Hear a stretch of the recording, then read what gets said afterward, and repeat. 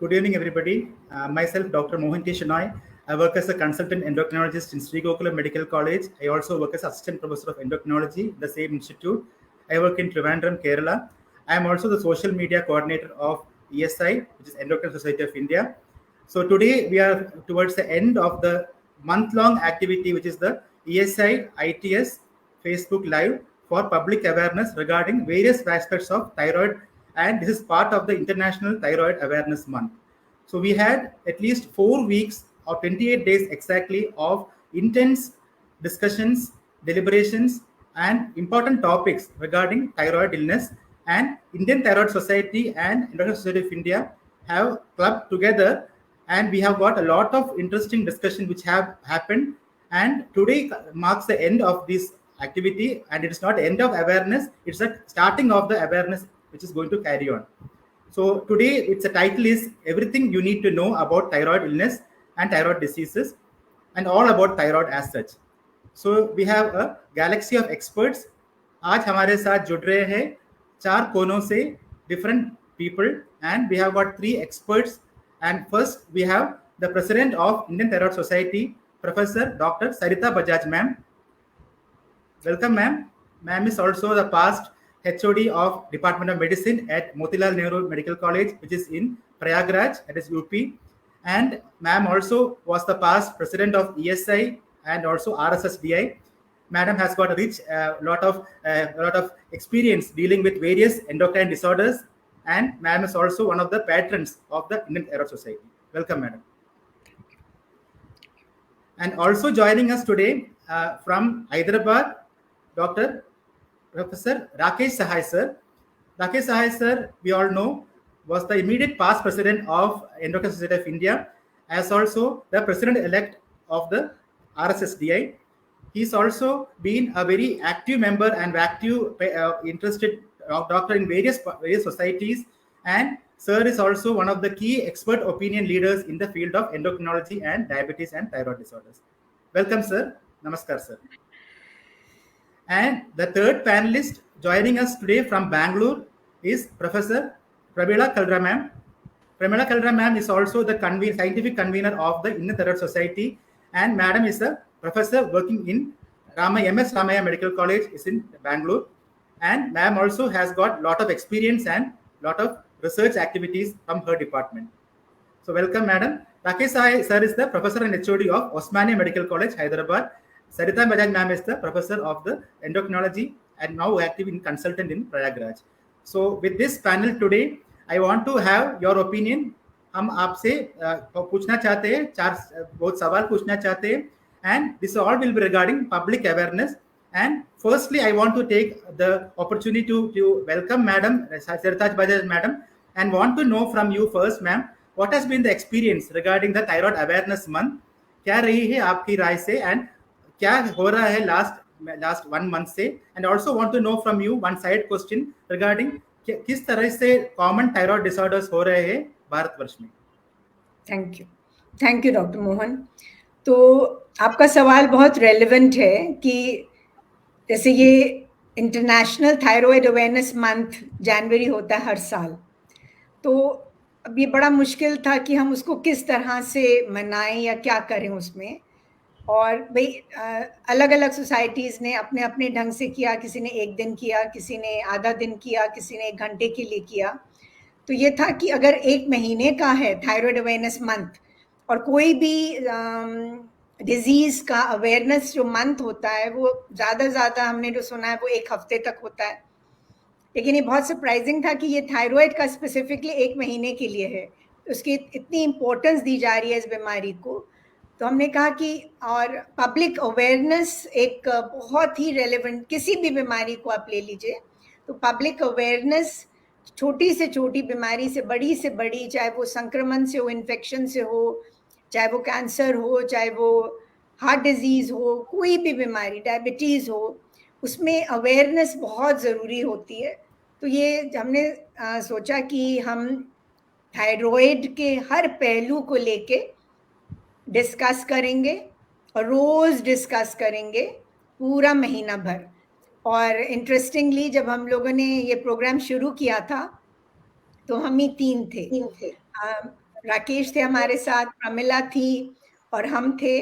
तो एक हम लोगों ने एनडीटीवी लाइव में प्रोग्राम किया था और ये डिसाइड किया था जो लास्ट 31 को होगा तो हम ही उसको क्लोज करेंगे। तो हमने थायराइड की जितनी भी बीमारियां होती हैं, जो भी आपने पूछा कि कितनी तरह की बीमारियां होती हैं, चाहे वो थायराइड हार्मोन की कमी हो जिसको हाइपोथायरॉयडिज्म कहते हैं, थायराइड हार्मोन ज्यादा पैदा हो रहा है तो उसको हाइपरथायरॉयडिज्म कहते हैं। एक और बीमारी है जिसमें थायराइड ग्लैंड का इन्फ्लेमेशन होता है जिसको थायराइडाइटिस कहते हैं। फिर थायराइड ग्लैंड या ग्रंथि में एक गांठ हो सकती है जिसको नोड्यूल, सॉलिटरी नोड्यूल कहते हैं। कई सारी गांठें बन जाएंगी तो उसको मल्टी नोड्यूलर गोइटर कहते हैं। और फिर उसके बाद आता है थायराइड कैंसर। तो इतनी तरह की बीमारियां हैं। फिर जो दवाओं का असर होता है थायराइड पे, आदमियों में, औरतों में कोई विशेष प्रकार की थायराइड बीमारी होती है प्रेगनेंसी में या बच्चा होने में, या फिर जितना डिलीवरी के बाद कोई बीमारी होती है। सो प्रेगनेंसी विमेन रिलेटेड सारी डिसऑर्डर्स हमने डिस्कस किए। अगर ऑपरेशन कराना है थायराइड का तो कब होगा, कैसे होगा, उसका भी डिस्कशन हुआ। अगर हमें थायराइड बीमारी के लिए स्क्रीन करना है उसके बारे वो भी विषय हमने लिया। तो उसका करीब पूरा महीना भर, और हर प्रोग्राम में 3 बेहतरीन से बेहतरीन एक्सपर्ट थे, एक मॉडरेटर जो कि बहुत ही काबिल थे, और सबने बहुत अच्छे से डिस्कस किया। फिर जो भी सवाल जवाब थे वो आए। सिर्फ हम चाहते थे कि ऑडियंस ज्यादा से ज्यादा जुड़े, और ये सब संभव था हमारे जो डिजिटल टीम है जो इस वक्त मौजूद है हमारे साथ, उनके बिना तो ये हो ही नहीं सकता था। तो थायराइड की मैंने आपको प्रमुख बीमारियों के बारे में बता दिया, और ये क्यों हमने सोचा कि ये प्रोग्राम हम चलाएं महीने भर के लिए, और ये मैंने आपके सवाल का जवाब दे दिया। Thank you Mohan. Thank you ma'am. So madam ने हमको बहुत अच्छी तरह से बता दिया है, बिकॉज एक्सपीरियंस हमको मिल रहे हैं, बिकॉज एक्सपर्ट्स आपका ज्ञान जो बढ़ा देते हैं और विज्ञान जो बढ़ा देते हैं वो एक्चुअली पुस्तकों से होता है, पेश मरीज को देखने से होता है, नहीं तो डे टू डे दिनों में जो जो अपडेट होता है वो पढ़ के या सोचने से आता है। तो जब मरीज हमारे साथ आता है तो वेलनेस के लिए भी आ सकता है, कुछ कुछ कुछ तंदुरुस्ती के लिए कुछ प्रॉब्लम होता है वो भी आता है, नहीं तो वो गांठ दिख रहा है उसके लिए भी आ सकता है। तो बहुत वैरायटी होता है थायराइड में। थायराइड एक 15 ग्राम्स का एक थोड़ा एक ऑर्गन है, बट इतना ज्यादा काम करता है कि सब लोगों को थायराइड की जरूरत पड़ती है। Thank you madam. सो हमारा अगला सवाल है डॉक्टर प्रोफेसर राकेश सहाय सर से। सर से मैं पूछना चाहता हूं कि क्या है थायराइड फंक्शन टेस्ट, बिकॉज अभी पेशेंट लास्ट बहुत एपिसोड्स में हमने सुना है थायराइड फंक्शन टेस्ट के बारे में, लेकिन मेटाबॉलिज्म में सुन रहा है, बट क्या क्या ऑर्डर करना है। अब लास्ट एपिसोड में हमने सोचा कि स्क्रीनिंग कैसे करते हैं, तो क्या प्रिकॉशंस लेनी पड़ती है मरीजों को या लैब को या जनरल पब्लिक को जब थायराइड ब्लड टेस्ट के लिए जाते हैं या कुछ स्कैन के लिए जाता है। Thank you, Dr. Mohan. Thank you, Dr. Mohan, for the very nice question that you put up. But before going to that question, I would like to first congratulate Madam Sarita Bajaj, Madam, for thinking of this program, because this was a very important program which was conducted over the last 1 month. I think this is one of the exceptional programs that we had, and we had it every day of the month for the last 1 month, and I think. And from what I heard from you is that it was well attended by a lot of people who have joined the program every day, and many of them have joined on many of the days of the month, and that shows that there is a lot of interest in knowing about thyroid disorders. As Madam has said, thyroid disorders are very common in our country. Maybe we are saying next to diabetes, or almost as much as diabetes, we have thyroid problems in our country, and therefore it is very important that people know about it. Because today what is happening is that there is a lot of information available on the internet, and people are misguided by many of the information, because everything that is available about one topic is not relevant to every person. What is relevant to the person is important. So many a times people look at something which is not relevant to them, which does not affect them or concern them, and they get worried about so many things. and therefore it is very important that we had this program. We had experts in thyroid from across the country, experts dealing with thyroid disorders from across the country. They were coming every day, and they spent 1 hour every day on this program. I think that has really made a huge impact, and I'm sure people can continue sending in their questions. I think Dr. Pramila is also a very active member of the Thyroid Society. She has been the scientific convener. She has designed most of the programs, and she also not only designs these programs but also the scientific programs we do for doctors from across the country. So I think I'm very happy. I'm very lucky to be here today with two eminent thyroid specialists today in this program. So then coming to the question itself, I would say that as Madam has just now elaborated, that there are so many thyroid problems that happen, that people could have either a hyperthyroidism or hypothyroidism, where the thyroid function is affected, or they could have some nodules and other problems like in the thyroid, or it could be thyroiditis. So for each of these we have different tests. So the most important test probably which everybody should understand is that we should do a thyroid function test, as we call it.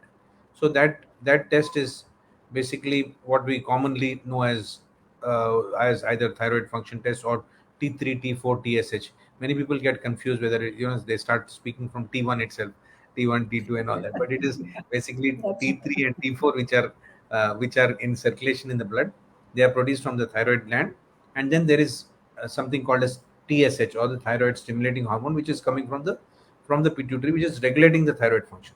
So these three are the tests which are generally done whenever we are trying to identify people whether they have got excess of thyroid hormone function or a underactive thyroid. To understand that, we do this test, and this is a little confusing sometimes because when we are looking at a hypothyroidism or thyroid gland which is functioning less, the T3, T4 levels may be less or maybe normal also, but the TSH is generally the one which is high. So that is something which people sometimes get confused, that why is this TSH high and we are saying that the thyroid is working less. So it is that the thyroid has to be driven more by the TSH.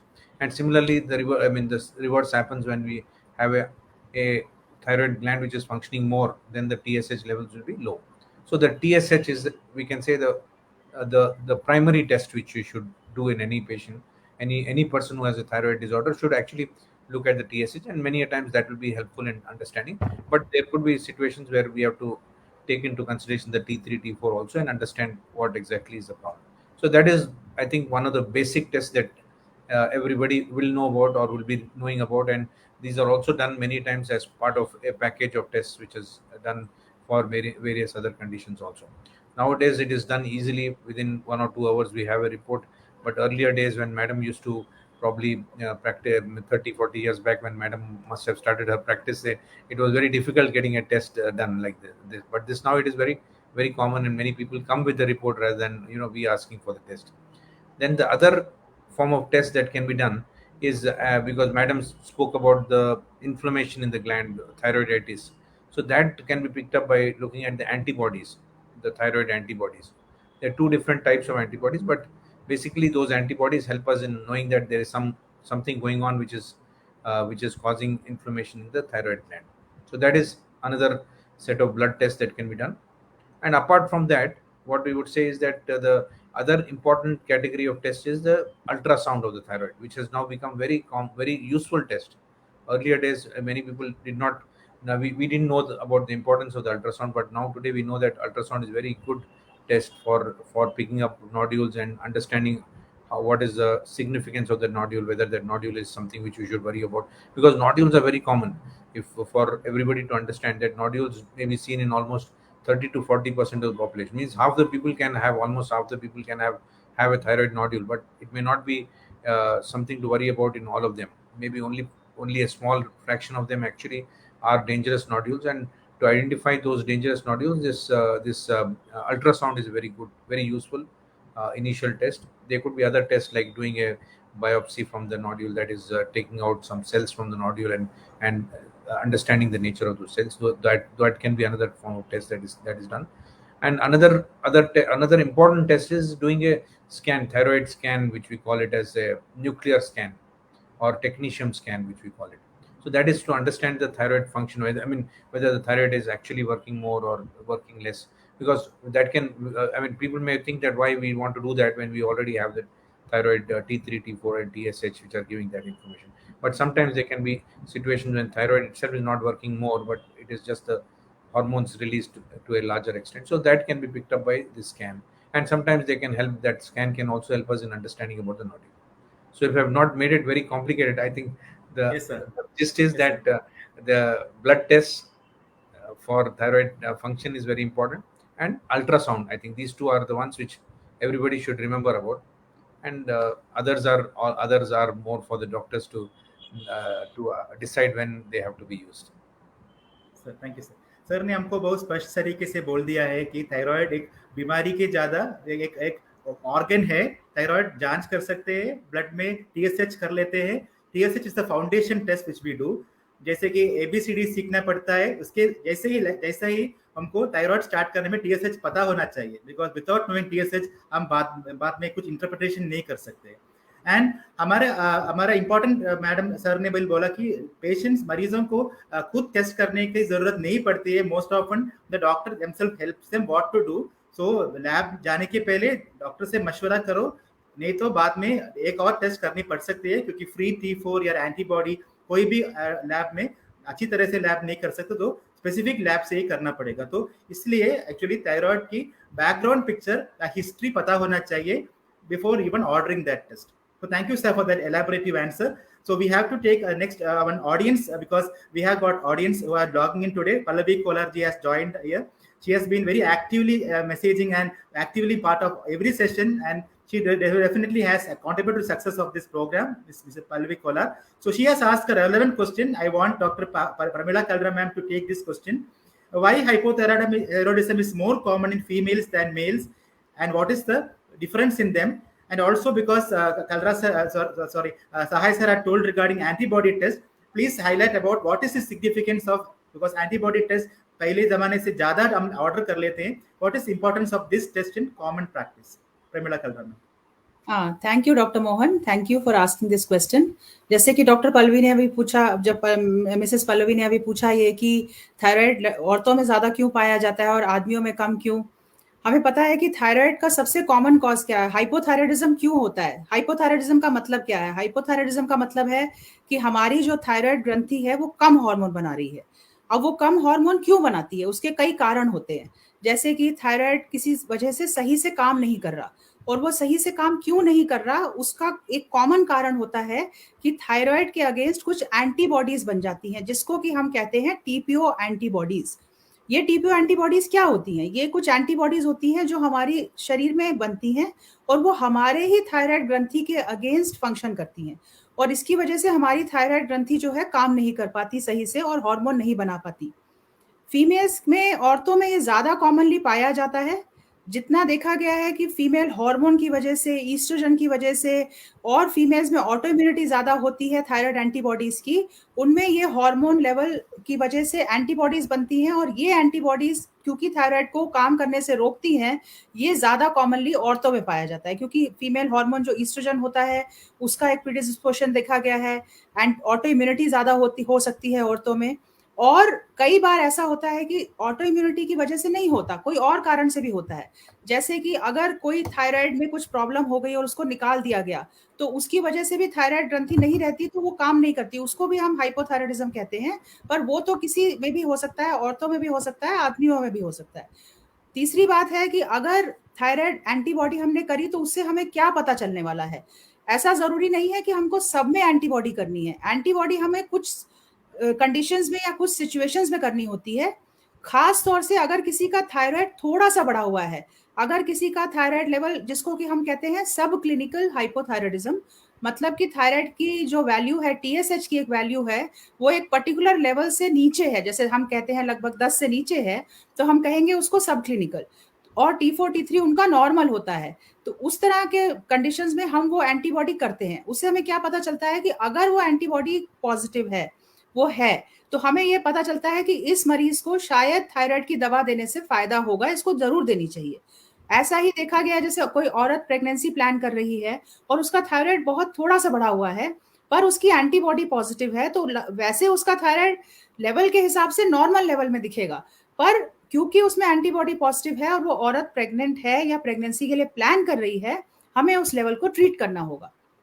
ऐसे ही कई बार antibodies और भी कई कारणों से की जाती हैं, जैसे छोटे बच्चे हैं या थोड़े बड़े हैं 6-7 साल के, उनमें थायराइड थोड़ा सा बढ़ा है, अब उसमें हम लोग कभी कभी थायराइड की गोली देते हैं, कभी कभी नहीं भी देते, तो उसमें भी कभी कभी हम एंटीबॉडी चेक करते हैं, क्योंकि बच्चों में भी एंटीबॉडीज फॉर्म हो सकती हैं।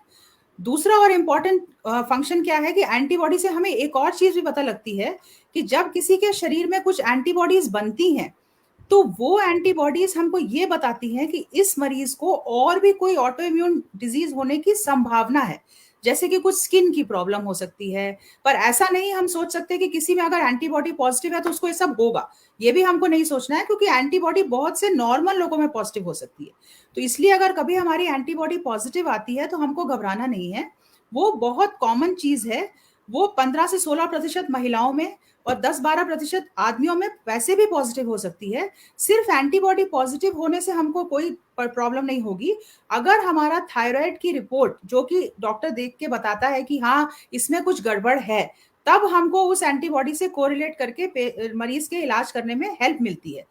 अगर औरत या आदमी जिसमें भी एंटीबॉडी बनी हुई है और उसका थायराइड नॉर्मल भी है, तो भी हम उनको 6 महीना या 1 साल बाद अपना थायराइड रिपीट करने को बोलते हैं। चाहे उनका, जैसे औरत प्रेगनेंसी नहीं भी प्लान कर रही है पर उसमें एंटीबॉडी पॉजिटिव है, तो हम उनको बताते हैं कि हाँ आप 6 महीना या 1 साल में अपना थायराइड रिपीट कर लेना। अगर आपका थायराइड TSH वैल्यू बढ़ने लगेगी तो हो सकता है हमें उसको इलाज के लिए और उसका ट्रीटमेंट करना पड़ सकता है। तो ये फंक्शन है एंटीबॉडीज के। कुछ और भी रीजंस होते हैं जहां पे हम एंटीबॉडी करते हैं, जैसे कि कुछ थायराइड कैंसर पेशेंट्स में, क्योंकि हम एक लेवल चेक करते हैं, उसमें हम देखते हैं कि वो एंटीबॉडी लेवल अगर ज्यादा है तो हम उसकी कुछ वैल्यूज को कोरिलेट करके डिसाइड करते हैं कि पेशेंट को आगे कुछ रेडियो आयोडीन स्कैन्स की जरूरत है कि नहीं, तो वहां भी उसको किया जाता है। ऐसा भी देखा गया है कि आजकल क्योंकि इतना जो पोल्यूशन है, इतना एनवायरमेंटल टॉक्सिन्स का एक्सपोजर है, इसकी वजह से एंटीबॉडीज शरीर में ज्यादा बन रही हैं लोगों के, पर उससे हमें घबराना नहीं है। हमको ये देखना है कि हम जहां तक हो सके उस अपना पोल्यूशन या जो एनवायरमेंटल टॉक्सिन्स है उसको जहां तक हो सके हम अपने को बचाएं। पूरी तरह तो हम उसको नहीं बचा सकते, तो इसलिए एंटीबॉडीज आजकल ज्यादा भी आ रही हैं लोगों के शरीर में, ये भी एक कारण है। Thank you madam. तो मैडम अच्छी तरह से बोल दिया स्पष्ट और संक्षिप्त में कि अभी जो चल रहा है ऑटो इम्यूनिटी के वजह से ही मोस्टली हाइपोथायराइडिज्म फीमेल्स में ज़्यादा बढ़ती है। सेकेंड रीजन हो सकती है डिमांड, उनका लाइफ स्पैन में बहुत डिमांड करने वाला या ज़रूरत पड़ने वाला ताकतवर पीरियड्स के लिए चाहिए, चाइल्ड बर्थ के लिए चाहिए, लाइफ में हेयर के लिए, सब डिमांड ऑर्गन्स के लिए थायराइड पहुंचना चाहिए। इसीलिए मेटाबॉलिक रेट मेंटेन करने के लिए थायराइड जरूरत ज़्यादा पड़ती है फीमेल्स में, बल्कि मेल्स में डिफरेंट तरीके से प्रेसिडेंट होता है। तो thank you madam for that good answer. Madam ने एक बात बोली थी हमसे एनवायरमेंटल पोल्यूशन के बारे में, तो मैंने एक टॉक सुना था सरिता बजाज मैम का, जो कि 2 years 3 years पहले एक सेशन में एनवायरमेंटल डिस्टर्बर्स या एनवायरमेंटल इफेक्ट ऑन डायबिटीज के बारे में, but I have not heard much about environmental effect on thyroid pollution. तो अभी मैम से मैं पूछना चाहता हूँ कि क्या है पोल्यूशन या स्ट्रेस या एनवायरमेंट में कि thyroid also gets affected nowadays. Thank you Mohan. तो अभी जैसे राकेश ने कहा कि बहुत से लोग नेट जाते हैं और वो सर्च करते हैं और इन्फॉर्मेशन मिलती है, तो ये एक और हमारा मकसद उन्होंने बहुत अच्छे से हाईलाइट किया कि ये प्रोग्राम हमने इसलिए किया था कि हम सही इन्फॉर्मेशन स्पेशलिस्ट द्वारा, और थायराइड स्पेशलिस्ट होते हैं जो इलाज करते हैं, जिनको हम एंडोक्रिनोलॉजिस्ट कहते हैं। तो सब हमारे जितने भी प्रोग्राम्स हमने किए सब एंडोक्रिनोलॉजिस्ट द्वारा ही किए, लेकिन कुछ स्पेशलिस्ट थे जैसे मेल फर्टिलिटी स्पेशलिस्ट्स, या फिर सर्जन्स थे, गायनेकोलॉजिस्ट थी, कार्डियोलॉजिस्ट। तो डिपेंडिंग कि क्या हमारा सब्जेक्ट था, हमने उस तरह से अलग विशेषज्ञों का भी हेल्प लिया था। राकेश ने बिल्कुल सही कहा कि थायराइड बीमारियां बहुत कॉमन हैं। करीब वर्ल्ड में देखें तो 30 करोड़ लोगों को हैं और इंडिया में करीब 4 करोड़ को हैं। जितनी भी मोहन जो इंडस्ट्रियलाइज्ड कंट्रीज हैं अभी प्रमिला ने बहुत अच्छे से बताया कि ये ऑटो इम्यून बीमारी होती क्या है। तो इसमें जो एंटीबॉडीज फॉर्म होती हैं ये एनवायरमेंटल फैक्टर्स से भी हो सकती हैं। तो ऑटो इम्यून जो थायराइड बीमारियां हैं एनवायरमेंटल फैक्टर्स से ज़्यादातर उनमें होती हैं जिनमें जेनेटिक ससेप्टेबिलिटी है। तो अगर आप में ससेप्टेबिलिटी है और ये अगर हम एनवायरमेंटल फैक्टर उसमें जोड़ेंगे तो संभावना बहुत ज़्यादा हो जाती है।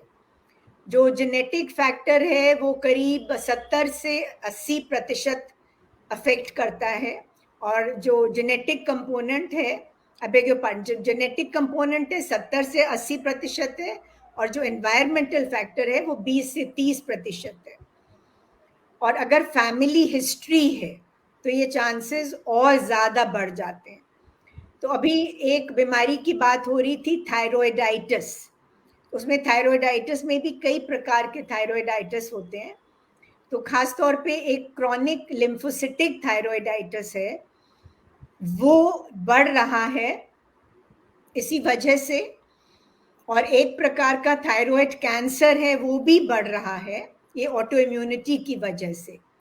और एनवायरनमेंट में जो फैक्टर्स हैं, पोल्यूटिंग सब्सटेंसेस हैं जिनको हम कहते हैं एंडोक्राइन डिसरप्टर्स। तो एंडोक्राइन ग्लैंड्स वो होते हैं जो हार्मोन्स बनाते हैं, और अगर हम एंडोक्राइन डिसरप्टर्स को डिफाइन करना चाहें तो कोई भी केमिकल कंपाउंड है जो हमारे ग्रंथि या ग्लैंड की नॉर्मल फंक्शनिंग से इंटरफियर करेगा तब हम उसको एंडोक्राइन डिसरप्टर कहेंगे, और वो थायराइड में भी लागू होता है। जितनी भी एनवायरमेंटल पोल्यूटेंट्स हैं ये हमारे हवा में हैं, पानी में हैं, मिट्टी में हैं, और हम जो भी चीज़ हम खाते हैं उसमें भी हो सकती है। और ये इंटरेस्टिंग बात ये है मोहन कि ज़रूरी नहीं है कि हम इतना ज़्यादा पोल्यूटेंट लें और उसका बुरा असर आए। कभी कभी बहुत छोटी सी मात्रा में भी वो उतना ही खराब हो सकता है जितना ज़्यादा मात्रा में भी हो सकता है। और ये बहुत इंटरेस्टिंग फैक्ट है ये पोल्यूटेंट्स के बारे में। अगर हम इनको कंबाइन कर दें जितने भी एनवायरमेंटल पोल्यूटेंट्स हैं तो उनमें कई सारी बीमारियों से लिंक्ड है, चाहे बांझपन से हो, कैंसर से हो, मेटाबॉलिक बीमारियों से हो, और ख़ास तौर में जो हमारा आज का टॉपिक है थायराइड है। अगर हम आयोडीन ज़्यादा लेते हैं, सेलेनियम हमारी डेफिशिएंट है, विटामिन डी हमारा कम है, रेडिएशन से एक्सपोजर है, तो सब ऑटो इम्यून थायराइड डिजीज को वो ज़्यादा एक्सप्रेस होती है। आयोडीन की खासियत ये है कि अगर आयोडीन कम भी है तो भी वो जो एंडोक्राइन डिसरप्टर्स हैं उनका दुष्परिणाम उन पे होता है।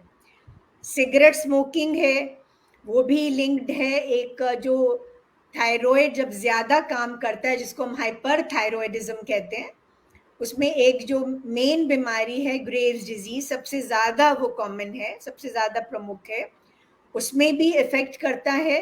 और अगर उसके जो लक्षण होते हैं उसमें आंखें बड़ी बड़ी हो जाती हैं, उसको ग्रेव्स ऑफ्थैल्मोपैथी कहते हैं, उस पर भी सिगरेट स्मोकिंग का असर पड़ता है।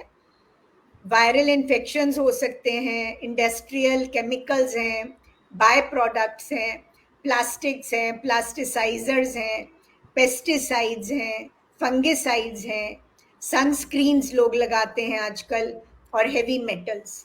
तो इतने सारे एनवायरमेंटल पोल्यूटेंट्स हैं जो कि कहीं भी मौजूद हो सकते हैं, चाहे वह हवा में, पानी में, मिट्टी में और हमारे खान पान में। जो लास्ट एस्पेक्ट है तुम्हारे सवाल का वो है स्ट्रेस। ये भी एक एनवायरमेंटल फैक्टर है जो ऑटो इम्यूनिटी को अफेक्ट करता है, चाहे वो साइकोलॉजिकल हो चाहे वो फिजियोलॉजिकल हो।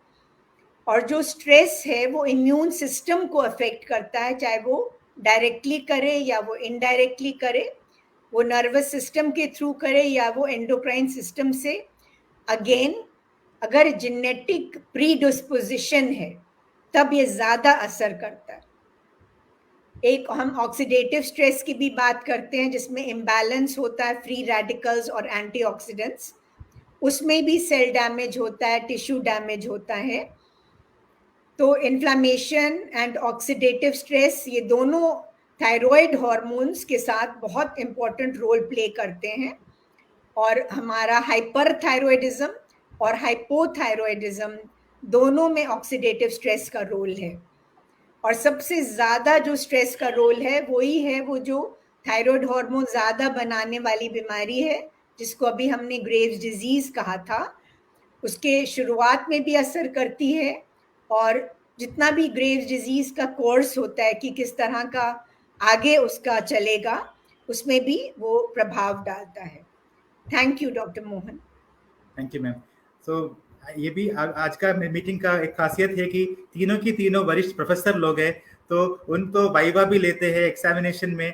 तो हम मैं एक्चुअली सहाय सर का स्टूडेंट, सर का एग्जामिनेशन में भी था, सर बहुत फेमस था। सो जब सर आते थे तो हम बहुत हैप्पी थे, बिकॉज सर हमको बहुत तसल्ली देती थी, अच्छा कर सकते हो। तो अभी को बहुत अपडेट्स हो गया है, because as a student in endocrinology अभी लास्ट 5 years में करिकुलम में बहुत चेंज हो गया है, because I think everything has change because of the advent of information technology and so many of digital. So I think research is also happening. अभी जो madam ने बोला है, बहुत सालों के रिसर्च की वजह से मैडम ऐसे बोलती है, बिकॉज मैडम ने देखा है, बहुत साल का एक्सपीरियंस भी है मैडम को। इसलिए मैडम ने एक दो बात कही थी regarding selenium and iodine, and also patients do come with us with so many myths. So I want to know from Dr. Sahai sir, क्या आप बता सकते हैं कि थायराइड एंड डाइट में क्या क्या है, क्या सब कुछ खा सकते हैं मरीज? और एक प्रश्न भी आया है कि थायराइड में बहुत ज्यादा इश्यूज होता है, बिकॉज उसको पता नहीं चलता है क्या नहीं खाना है। तो सर प्लीज हमको बोल दीजिए क्या है highlighting the role of iodine and selenium, या और क्या डाइट में पेशेंट लोग क्या कर सकते हैं कि स्वेलिंग कम करने के लिए या थायराइड की बीमारी के लिए? So thank you, Dr. Mohan, for that interesting question again.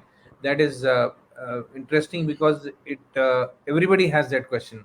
Everybody who has thyroid problem has a question that whether they can eat everything or not.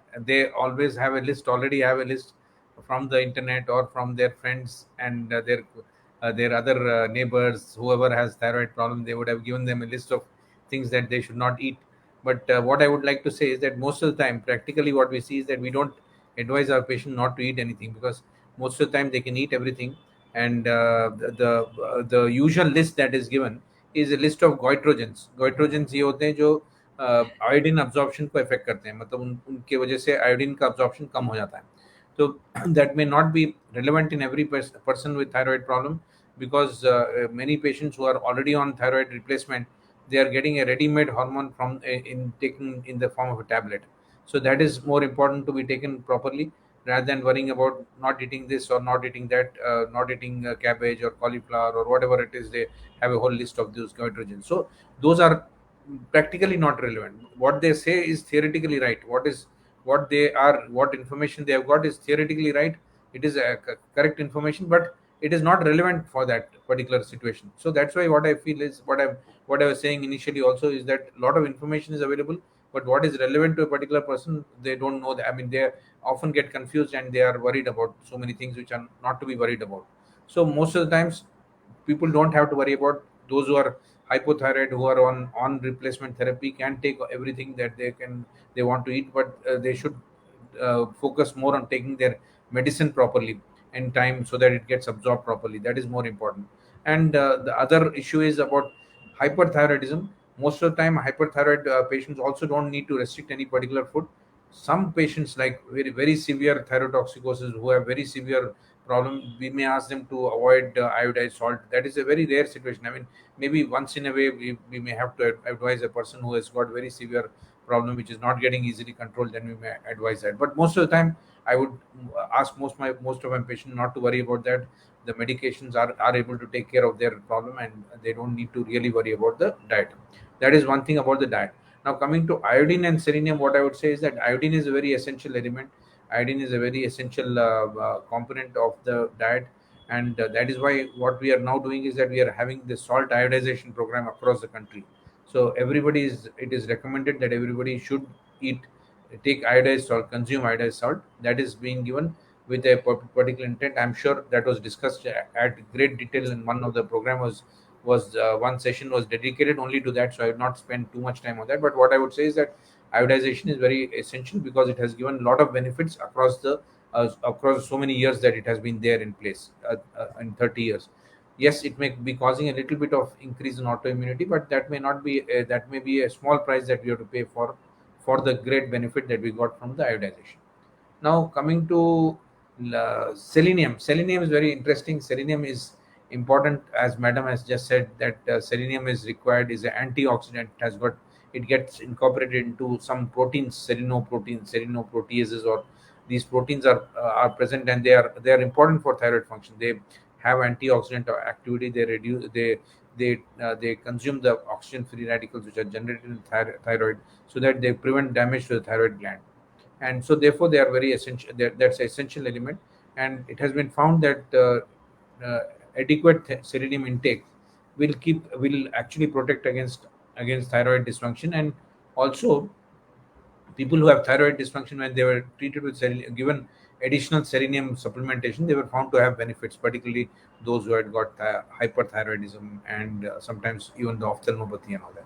So, but this is not very conclusively proven. It's not as good as the medication that we are using, the specific medication, but this is a supplementation which may have additional benefits. So that is how I would say that these two elements are important. They are natural substances which are present in most of our diet, and we should try to see that we get it from the diet. And sometimes we may use supplements also, but these are things that we should be aware of. I think Madam or Dr. Pramila may add something more to this. Yeah. So we have some audience questions again. There is the same question which actually I wanted to ask Dr. Pramila Kalra ma'am regarding pregnancy and thyroid. So what is it that one question I will take from doctor here? Does screening for thyroid disease in symptomatic and asymptomatic and non-pregnant women is recommended? Because pregnancy we do screening. So first I want to like to know regarding before pregnancy, does a woman ideally need to check the thyroid function test? And secondly, the part of next thing, during pregnancy is also important. What is the requirement also, because why is it needed in pregnancy? And also after pregnancy, can they stop this medicine? Is that possible also, ma'am? Doctor Mohan, बहुत relevant question है ये, क्योंकि ये बहुत ही important चीज़ है.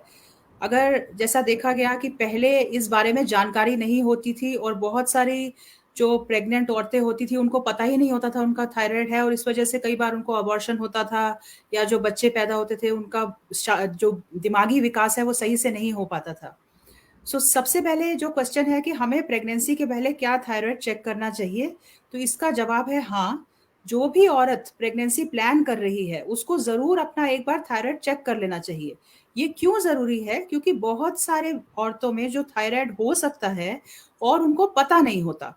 क्यों पता नहीं होता? क्योंकि वो उनका बहुत बॉर्डर लाइन वैल्यू होती है, और इसकी वजह से वो कई बार उनको लगता नहीं है कि उनको कोई प्रॉब्लम है, और अगर उनको होता भी है और ज्यादा भी हो, कभी कभी कोई सिम्टम नहीं होता या सिम्टम होते हैं जिसको वो पहचान नहीं पाती. खास तौर से कई सारी औरतें हमारे पास आती हैं जो 6-7 साल से प्रेगनेंसी प्लान कर रही होती हैं, पर वो कंसीव नहीं कर पाती, और फिर एकदम से उनको पता चलता है कि उनका थायराइड बहुत बड़ा हुआ था, इस वजह से वो प्रेग्नेंट नहीं हो रही थी, और 3 महीना और 2 महीने के ट्रीटमेंट के बाद ही वो प्रेग्नेंट हो जाती है. तो इसलिए बहुत इंपॉर्टेंट है कि फर्स्ट थिंग, जो भी औरत प्रेगनेंसी प्लान कर रही है उसको जरूर अपना थायराइड चेक करना चाहिए. ये तो सबसे इंपॉर्टेंट है. उस थायराइड की रिपोर्ट के हिसाब से डॉक्टर डिसाइड करेंगे कि उनको दवाई की जरूरत है कि नहीं. जैसा मैंने बताया कि पहले भी कि प्रेगनेंसी में जो कट ऑफ होते हैं थायराइड के या टीएसएच के दवाई शुरू करने के लिए, वो बहुत कम होते हैं. तो अगर थोड़ा भी बड़ा हुआ है तो हमको ट्रीट करना है, और वहां पे ही हम लोग एंटीबॉडीज भी टेस्ट करते हैं, जिससे कि हमको ये पता लगता है कि किस औरत को ट्रीट करना बहुत कंपलसरी है. खास तौर से जो औरतें आईवीएफ वगैरह के लिए जा रही हैं उनको तो और 1-2 बार फ्रीक्वेंटली करवाते हैं, क्योंकि कभी कभी पहले रिपोर्ट में नहीं निकलता और दूसरी रिपोर्ट में बॉर्डर लाइन आ जाता है. फिर बात आती है कि जब औरत प्रेग्नेंट होती है तो क्या उसको थायराइड की जरूरत ज्यादा है?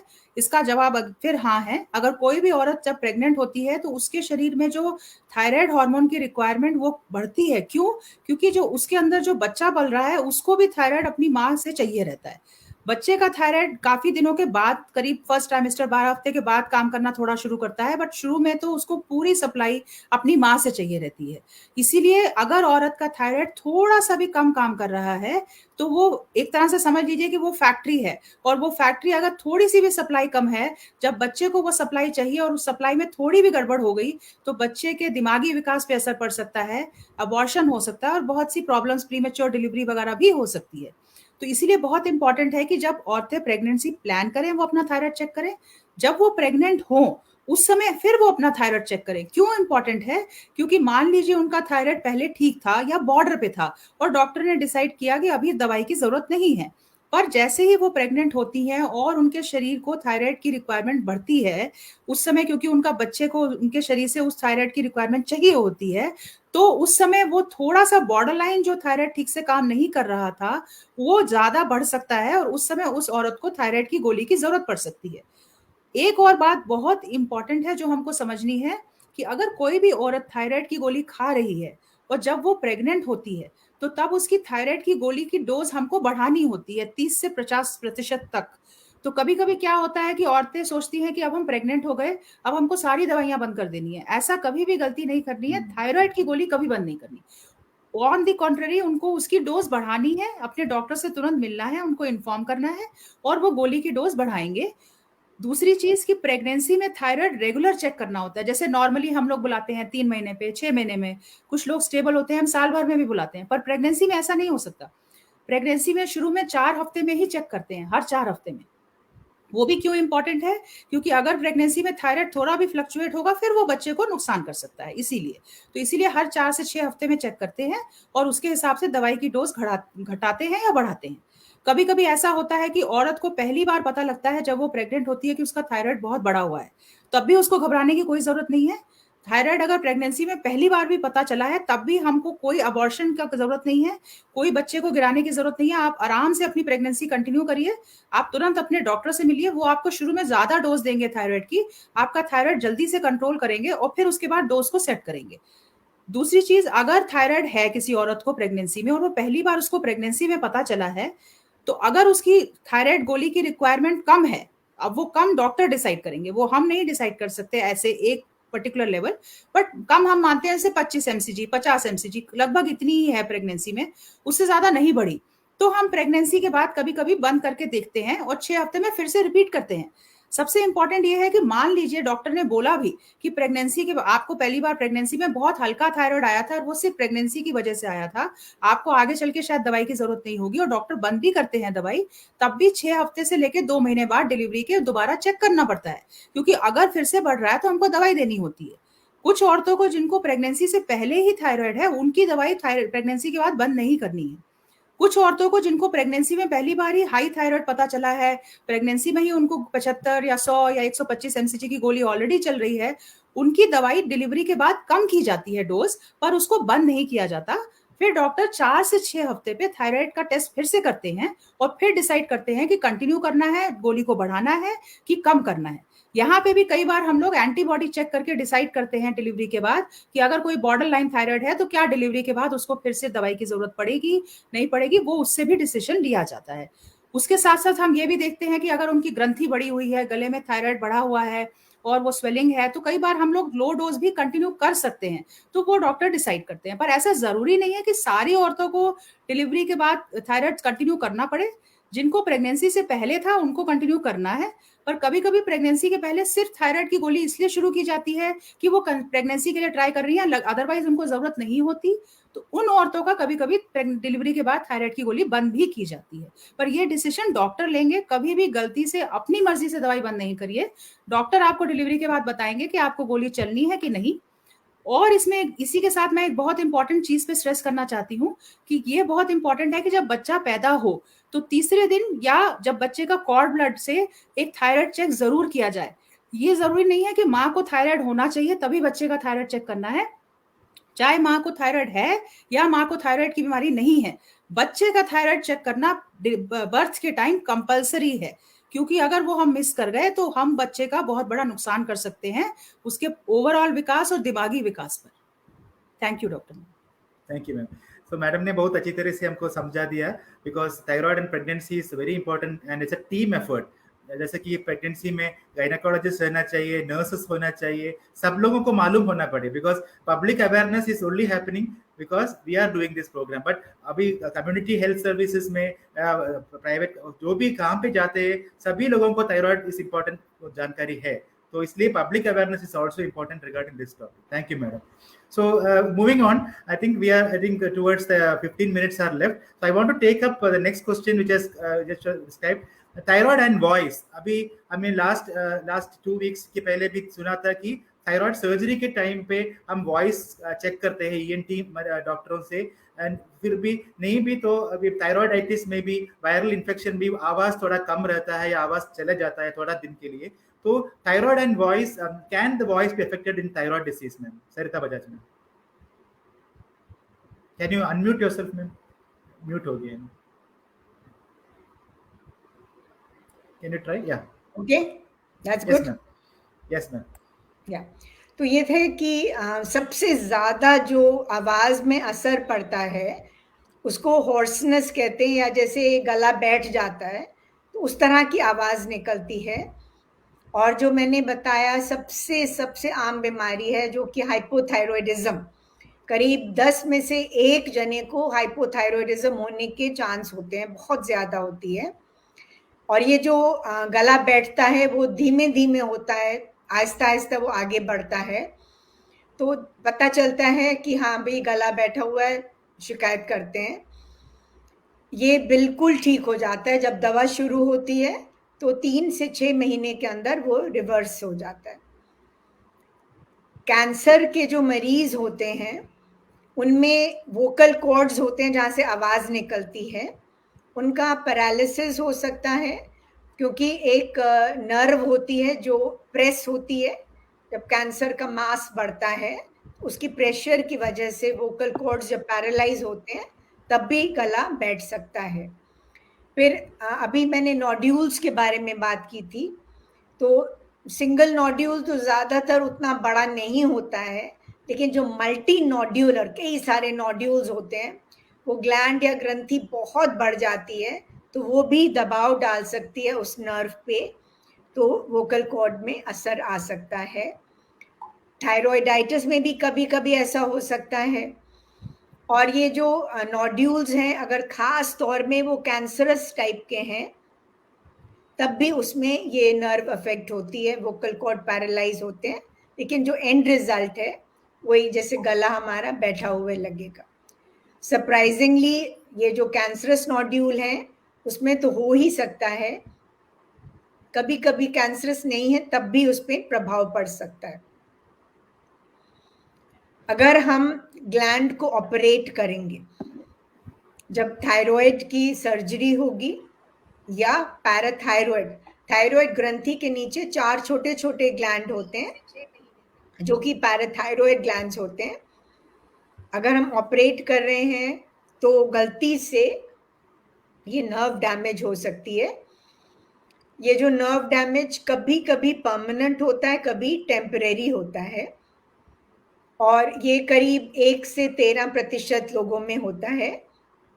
10% में ये टेम्परेरी होता है, बाद में ठीक हो जाता है, और कुछ लोगों में ये हमेशा के लिए रहता है. तो इस तरह से कई वजह मैंने एक्सक्यूज मी बताए जिसमें थायराइड अफेक्ट हो सकता है. ऑपरेशन के बाद अगर 6 महीने बीत गए हैं और आवाज वापस नहीं आई है तो ये अनलाइकली है कि वापस आएगी. आदमियों और औरतों में इसमें कोई फर्क नहीं होता है, लेकिन जो लोग जिनका वॉइस बेस्ड प्रोफेशन है, जिनका काम ही अपने आवाज से यूज करना है, जैसे टीचर्स हैं, सिंगर्स हैं, उनमें ये ज्यादा पाया जाता है. Thank you Mohan. Thank you ma'am. तो मैडम ने बहुत अच्छी तरह से हमको बता दिया है कि thyroid can affect the voice also. Not everybody it can be affected, but definitely in those affected, definitely the ENT doctors and we all work together, and most often it is treatable and preventable as such. So ध्यान रखना पड़ता है कि thyroid operation के बाद बहुत जांच करना पड़ सकता है अभी, because trachea is also there, हमारे यहाँ पे वॉइस के ऊपर एक ट्रकिया भी होता है, उसका भी थोड़ा इश्यूज हो सकता है, इन्फेक्शन भी हो सकता है, उसमें भी थोड़ा असर पड़ सकता है। तो अभी वो उसके में अपनी मैडम ने बोला था प्रोफेशंस में सिंगर्स के लिए या थायराइड जो ज्यादा इफेक्ट होता है उनको भी थायराइड का जरूरत ज्यादा इंपॉर्टेंस होता है, उस टाइम पे भी उसको कोल्ड आइटम्स या कोल्ड चीज को थोड़ा कम यूज करना पड़ सकता है, because that can prevent the temperature to be effected. So that brings us to next question Sahay sir के लिए, any alternative strategy can be adopted, because professions अलग होते हैं, हर कोई एम्प्टी स्टमक थायराइड नहीं खा सकता है। So because I had recently a person who was in the flying profession, that is in the airport profession में काम करता था, एक और नाइट शिफ्ट में काम करना वाला, बीपीओ काम करने वाला, या सिक्योरिटी जो काम करते हैं नाइट शिफ्ट में, तो उन पर थायराइड हो गया है, तो क्या कर सकते हैं वो? Is there any alternative strategy that they can do because they can improve their absorption regarding hypothyroidism? Sir आपका आवाज सर म्यूट हो गया है। Yeah, so a very interesting question again, because this is a common problem that we see in most patients who have hypothyroidism. मतलब hypothyroid के मरीज जो होते हैं, जो थायराइड की दवाई जो खाते हैं, सवेरे उठ के खाने के लिए बोलते हैं हम लोग, इसलिए बोलते हैं कि वो दवाई जो होती है उसको एम्प्टी स्टमक मतलब खाली पेट में लिया जाना चाहिए, क्योंकि उसका अब्जॉर्प्शन जो होता है ना वो अगर पेट में कुछ और पदार्थ हो तो उसका अब्जॉर्प्शन ठीक नहीं होता है। मतलब कोई और गोली भी ले रहे हैं, अगर कोई दवाई भी अगर खा रहे हैं तो उसके साथ नहीं खाना चाहिए, और वैसे ही अगर वो खाली पेट में लेने में उसका अब्जॉर्प्शन बेस्ट होता है। So that is the requirement that we are looking at, and so we therefore tell patients that you take it early in the morning as soon as you get up, because that's the best time. And then after that also we want them to be not taking anything for at least an hour, because some time is required for absorption of this hormone. So that is the reason why we tell patients to take it in the morning. But sometimes, as you said, very rightly said, that there can be problems in people who are working in the night. They are working in the night and they sleep in the morning. So when should they take it? Should they take it before going to sleep or before going to getting up? So that is a common problem that is there. And people who are frequently changing their, having other maybe flying across time zones, as you said. So all these things can be there. So one of the important things that I want to say is that ये जो गोली होती है, मतलब thyroid की जो thyroid hormone replacement जो ले रहे हैं अपन, वो उसका लंबा असर होता है। मतलब उसका असर ये है कि जो है 7 दिन तक असर होता है, मतलब वो गोली का। तो इसीलिए कई बार ये भी देखा गया है कि जिसको अब्जॉर्प्शन में प्रॉब्लम हो रहा है या कंप्लायंस का इशू है, मतलब जो बराबर ले नहीं पा रहे हैं, तो उन लोगों को ये सुपरवाइज भी देते हैं। मतलब एक दिन हफ्ते भर की गोली एक दिन में दे सकते हैं अपन, हफ्ते भर का डोज पूरा एक दिन में भी देने की प्रयास किया जाता है कई बार। और उसमें भी देखा गया है कि कई बार वो अच्छा होता है, मतलब वो वैसे भी देने से ठीक रहता है, क्योंकि जो है जिन लोगों को कई बार डोज बढ़ाने से भी जो है TSH कंट्रोल में नहीं आ रहा था, तो उनको जो है ये हफ्ते भर की गोली एक बार देने में भी फायदा देखा गया है। तो this can be one alternative that can be done, that they can take on one particular day of the week. They can take this tablet. We have one particular preparation which is a week-long preparation. So the doctor whom they are consulting would be able to give them advice on that. Sometimes it is also, what we also see is that for us in our country, we have a late dinner. So that's why we find that morning is the best time to take the tablet. But other parts of the world, many people have a dinner early in the evening. By 6 o'clock in the evening itself, they have the dinner. So 10 o'clock when they go to bed, it is almost 4 hours from the time that they had their meal, and it is their empty stomach at that time, and they can take the tablet, because after that they're not taking anything. They're going to bed, and the absorption will be good for the next few hours. They are not going to take anything. So that is also another important, one good way of taking the tablet. So if some of our patients are are used to having early dinner and not eating anything after that, we can advise that also. So that is also one of the strategies that can be used. But I think many times we have to understand what the patient's lifestyle is, how their work habits are, and how their sleep and waking timings are, and eating times are. So then accordingly we have to adjust. Sometimes there have been scenarios where I have found people working at the night. They work till about 4 a.m. in the morning and go to bed at that time. But if they are not eaten anything since 10 o'clock, there are some of them who don't eat anything after 10 o'clock, and they are the ones who can take it just before going to bed. But there are others who keep munching something even to keep awake and work. They keep munching something, and they cannot take that because they would have eaten something just before that time, and then their absorption will not be good. So for them, we have to tell them that, okay, when you get up in the afternoon or evening, whenever you get up, take it, because then you would be empty stomach. So I think this is something which is always a challenge. We have to ask people who are having this problem as to what their schedule is, and then advise them most appropriate medication. So this once a week preparation is a good solution in many of these people.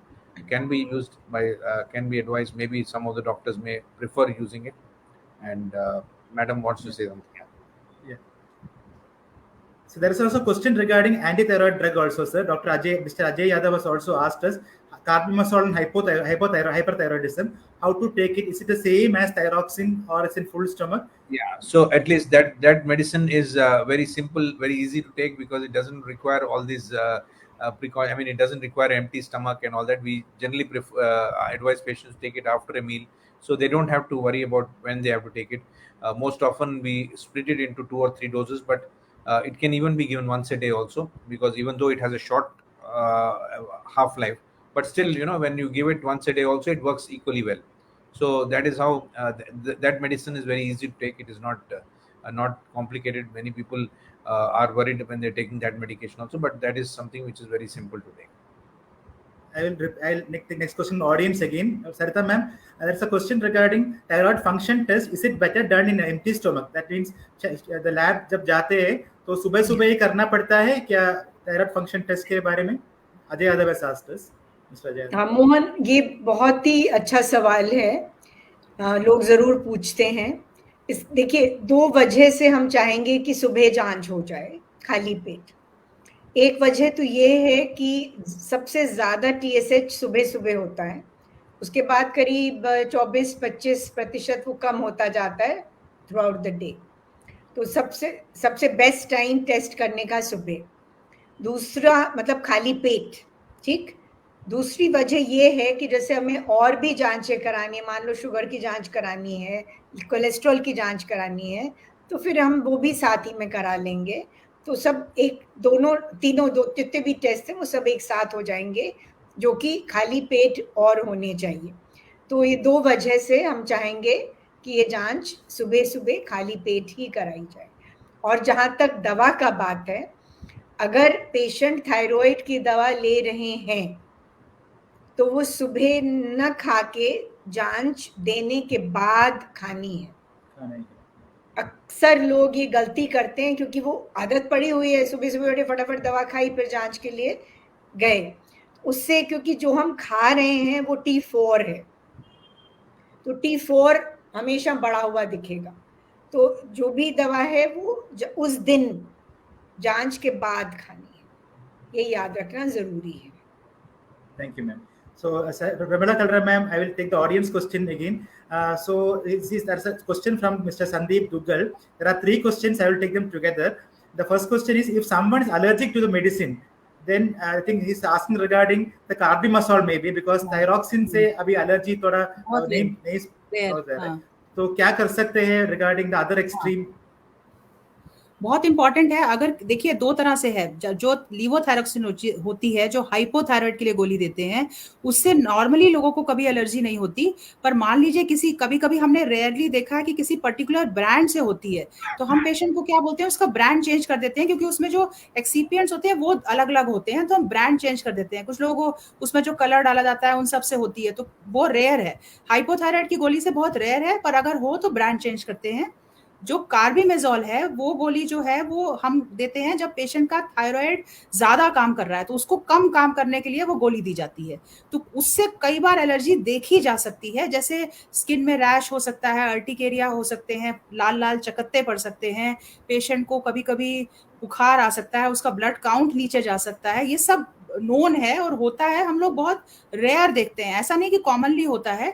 कभी कभी liver पे भी problem आ सकती है, कभी कभी patient को mouth में अल्सर आ सकते हैं, बहुत सारी ऐसे स्किन में इचिंग और खुजली होना बहुत कॉमन है। तो अगर ऐसी कोई भी एलर्जिक सिम्टम आ रहा है तो उसमें 2-3 ऑप्शंस हैं। अगर माइल्ड एलर्जी है और वो एंटीहिस्टामिनिक से ठीक हो गई है तब तो हम उस दवाई को कंटिन्यू करते हैं, पर अगर सीवियर एलर्जी है या ब्लड काउंट कम हो गया है तो फिर उस दवाई को दोबारा नहीं दे सकते।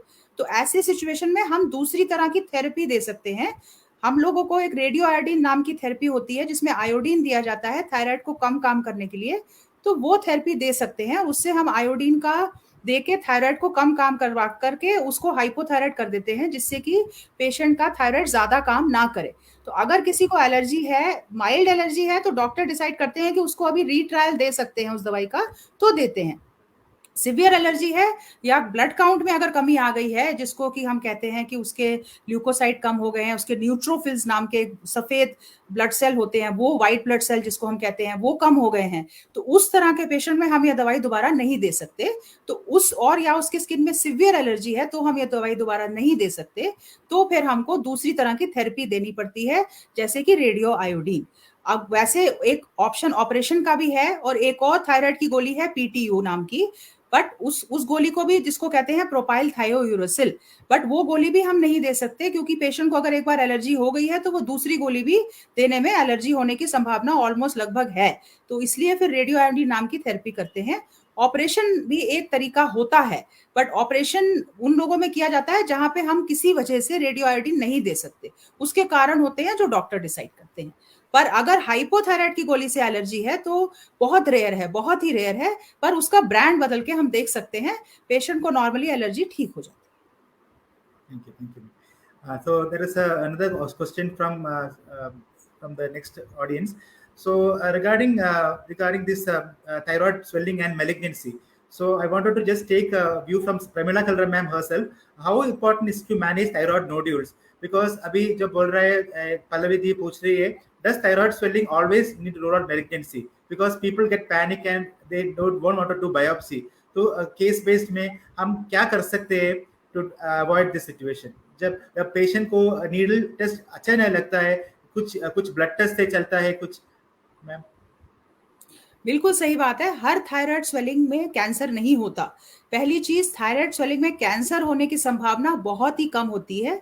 ऐसा नहीं है कि हर पेशेंट जिसकी ग्रंथि, थायराइड ग्रंथि बड़ी हो गई है या उसमें नोड्यूल बन गया है, उसको कैंसर ही हो। कुछ चीजें होती हैं जिससे हम ये पता करते हैं कि क्या ये कैंसर होने की संभावना है।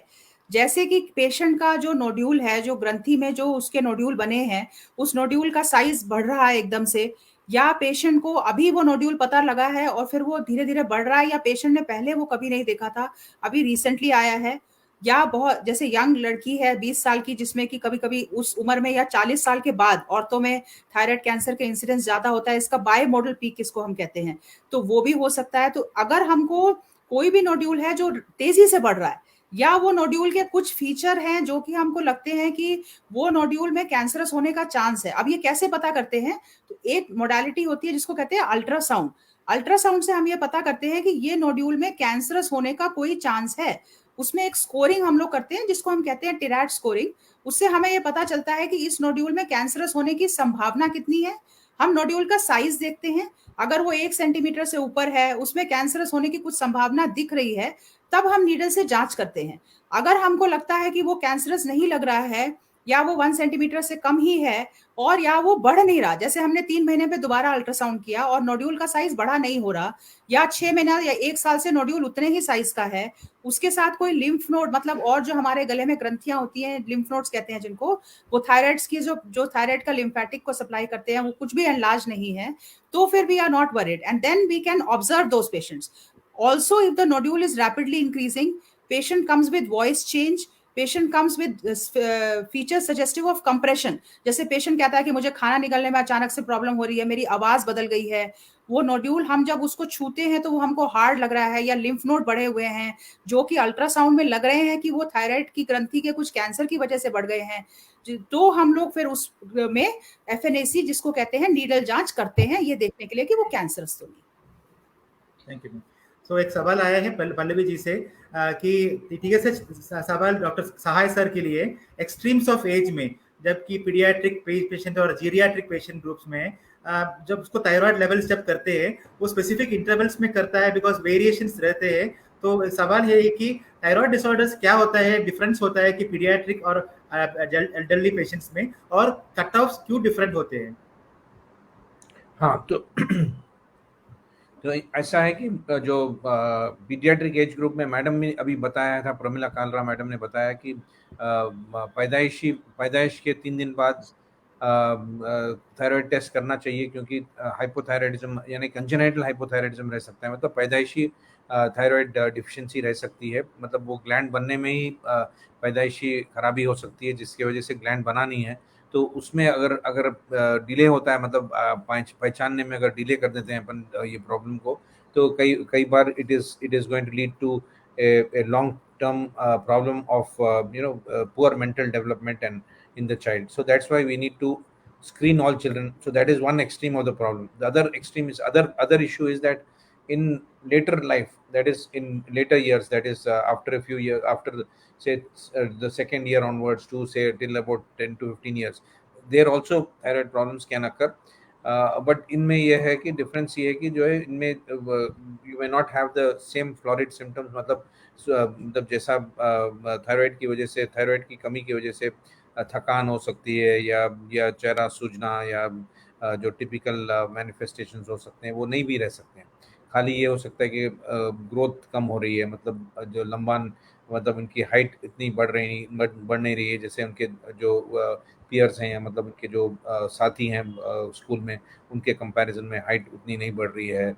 या ये भी हो सकता है कि जो है प्यूबर्टल डिले है, मतलब जो 10-11 साल पे जो प्यूबर्टल चेंजेस आना चाहिए वो नहीं अगर आ रहे हैं उस टाइम पे, तो ये थायराइड की कमी के लक्षण हो सकते हैं। तो इन सभी टाइम्स पर थायराइड का टेस्ट करना ज़रूरी है। अदरवाइज थायराइड टेस्ट बचपन में करने की ज़रूरत नहीं है, बट इन दो कॉमन कारण है जिसकी वजह से थायराइड की टेस्ट करना चाहिए बच्चों में। दूसरा यह है कि कट ऑफ वैल्यूज़ बचपन, मतलब कंजेनाइटल हाइपोथायराइडिज्म में cut off values are different. We use higher cut off values because TSH rises immediately after birth and then it comes down to the normal levels maybe a month or two later. So but during that time जब अपन test कर रहे हैं तो we use a higher cut off for diagnosing hypothyroidism. But otherwise in childhood it is the same cut off values that are used, same TSH values which are used. Now coming to older people, आप ये भी पूछ रहे थे कि older people, मतलब old age में क्या डिफरेंस है। तो ओल्ड एज में ये है कि थायराइड के जो TSH वैल्यूज है ना, ग्रेजुअली दे कीप इंक्रीजिंग, थोड़ा सा इंक्रीज होते हैं ओल्डर एज में, मतलब यानी कि 80 के उम्र के बाद या 70 के उम्र के आगे के लोगों में थोड़ा सा TSH लेवल्स में भी higher, and that may be a protective mechanism for them. It may not be always indicating that there is a disease, so we have to be careful in deciding that. We may not be very aggressive in treating them. मतलब जैसा madam ने ये बताया था, सब clinical hypothyroidism के बारे में बता रही थी मैडम कि जब थोड़ा सा TSH थोड़ा सा बढ़ा हुआ है, it may not be necessary to treat them even at a younger age, but particularly in older age we are careful about, because of the fact that it can, if we over treat them, we can lead to problems with regard to causing arrhythmias, यानी कि heart rate बढ़ाने में बढ़ जाएगा, या नहीं तो जो है ऑस्टियोपोरोसिस बढ़ जाएगा, यानी कि बोन्स में से कैल्शियम ज़्यादा लॉस होना है, वो हो सकता है वैसे उस उम्र में। तो इसीलिए we are careful about treating older people, but if they have a low TSH then we are more inclined towards treating them, because that can lead to again lead to cardiac problems. So subclinical hyperthyroidism भी एक entity होती है, मतलब एक किस्म की problem हो सकती है जिसमें जो है थायराइड थोड़ा सा ज़्यादा काम कर रहा है। तो अगर वो हो रहा है तो ओल्डर एज में we will treat them, but subclinical hypothyroidism will be little careful in treating them. We will not be very eager to treat them at that age. So that is what I would say about extremes of age. I think rapid fire question लेना पड़ता है because there are so many questions in the chat box. So Pramila Kalra ma'am, I want to ask this chat box here. Can a mother feed the baby if she is on thyroid medications?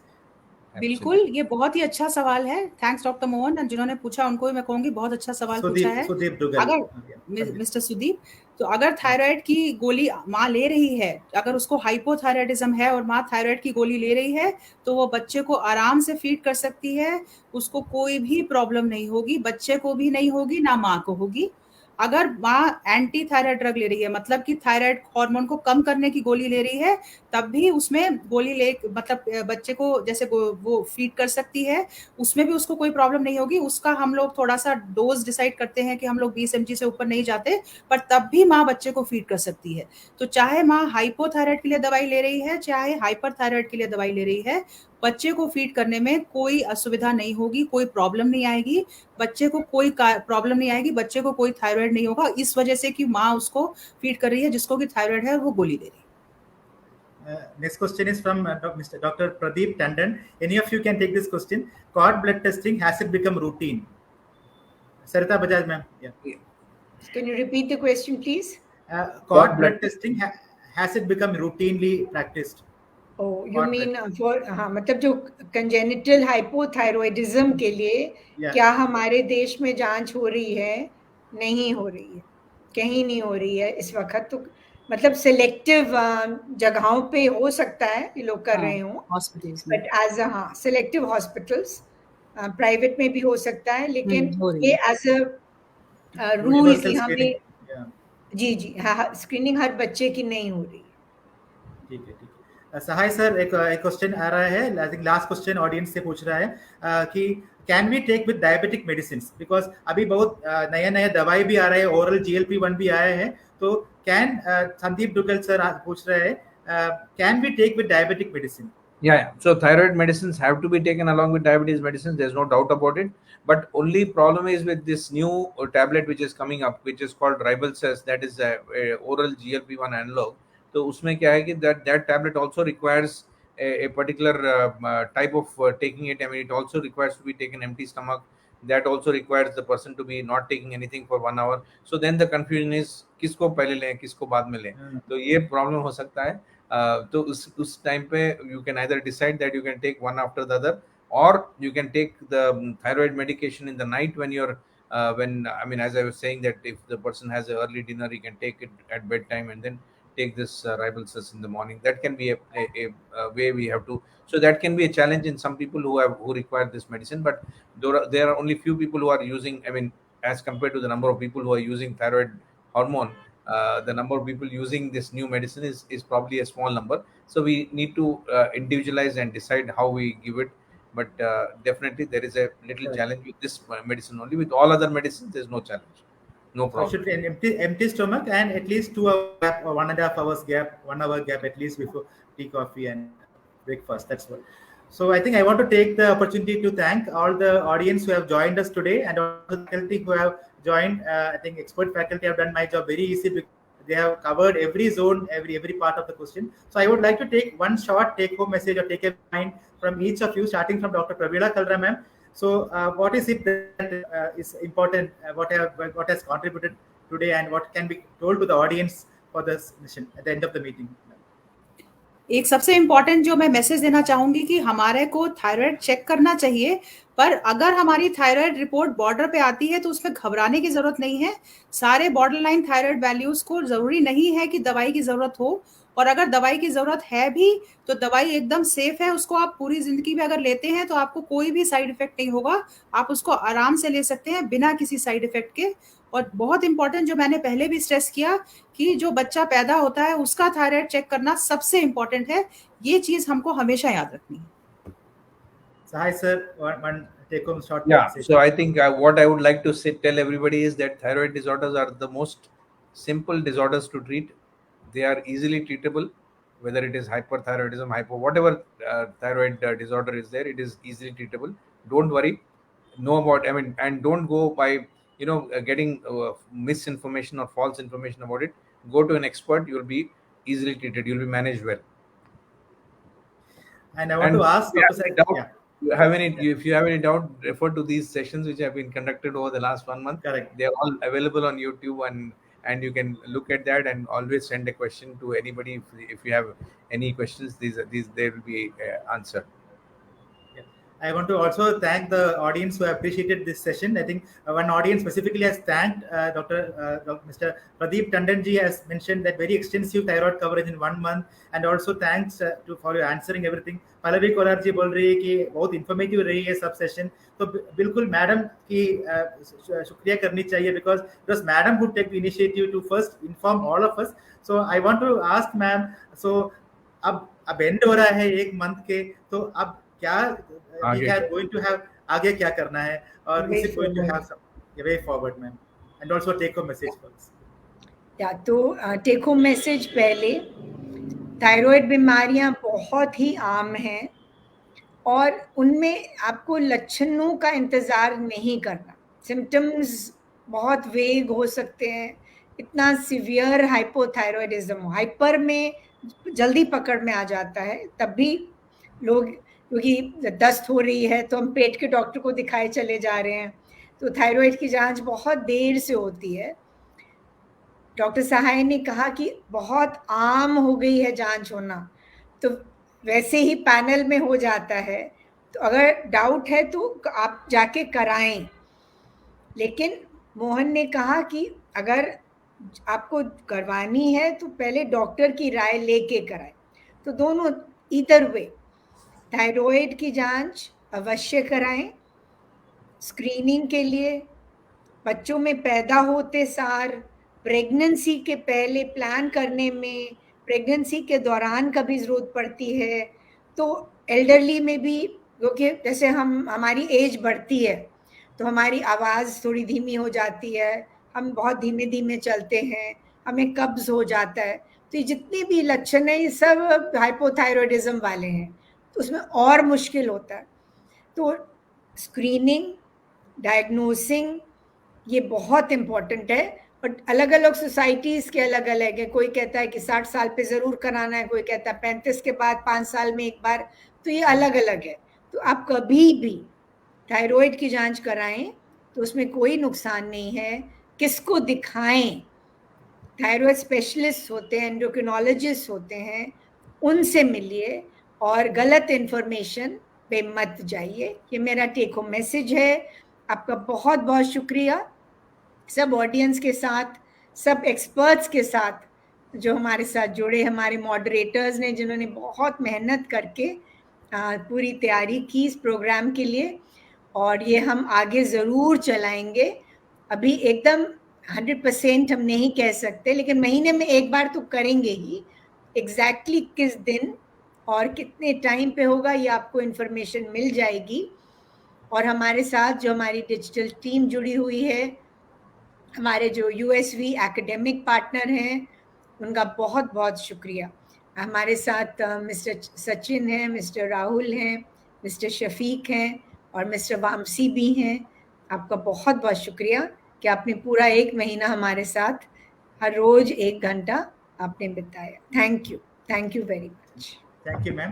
तो जो audience को मैं बोलना चाहता हूँ कि awareness खत्म नहीं हुआ है. We are going to continue again different form. अभी जो अब मंथ लॉन्ग हो गया है तो अभी तो नहीं है. You can always write in your queries, जो आपको सवाल जवाब करने चाहिए. You can always email us. We are available 24/7 endocrineawareness@gmail.com. We have got YouTube channel.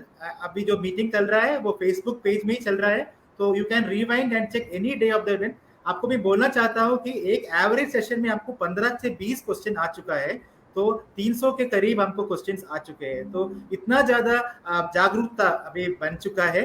तो मैं बहुत खुशी से बोल सकता हूँ कि मेरा भी हिंदी थोड़ा भी ज्यादा बढ़ चुका होगा, बिकॉज मैं बहुत कम हिंदी भी मालूम करता हूँ, बट आई एम ट्राइंग. सो जब भी मौका मिलता है हम लोगों को राष्ट्रभाषा की यूज करना पड़ेगा और करना चाहिए. And we should always make an effort to educate the public regarding the public awareness issues. Thank you, everybody. Thank you for joining today. And thank you, our panelists, and thank you, digital team. Thank you. Good night. Jai Hind.